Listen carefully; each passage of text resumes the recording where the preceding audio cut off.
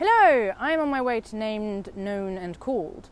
And you would ask, but why? You've gone through the discernment process, why would you need to go to a discernment event? I think it would be an interesting experience to see what it's like from this side of the discernment process. And also, the point of me keeping this blog up is that it's a lifetime process of discernment. And vocation is a long process. So I can go along and answer the questions in a slightly different way now, I suppose. The eagle-eyed among you will recognise this as the path I came to on my open day. This is my walk to school and it's beautiful. It's just next to the river and it's gorgeous. So we've just come out of the first seminar, which I've heard before. It's by Liz Goddard, who's a fantastic speaker. She goes through the biblical reasons for women leadership and the arguments over ordination and things. And it's really interesting, the fact that I heard it before when I was at Coventry Cathedral. And initially I had the same sort of reaction, which was very angry.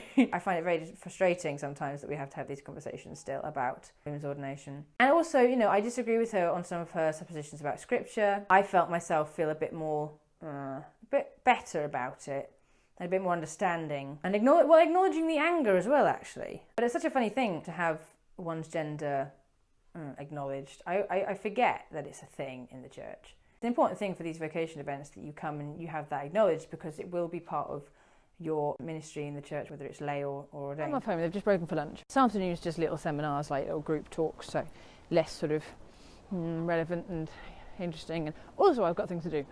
So we just had another little session that was more sort of focused on what calling is and, affirming God's place in that and that sort of thing. And that was, fine, interesting. I mean, for me, it made me reflect on the fact that I know that my calling is not over just because I've been recommended. Sometimes you kind of do forget that. And just the reflection of, I do need to keep discerning. We all do, continually, really. I was reflecting on the way up, actually. I was thinking about, just came to mind, the image of me in a dog collar, right? And that seems scary, but that's not an ending. That's just another start. It's just a continual series of beginnings. Start building, I mean, it felt weird to be in there and be, looking at all these women and thinking, my goodness, I was you. I know exactly what you're going through. I know a version of what you're going through. And you have no idea what it's like on this side. And I'm this ordinand, and I'm this mysterious creature to you, and that you respect and you think has wisdom. At least that's what I thought, when I'd stare at the ordinands thinking, what are you?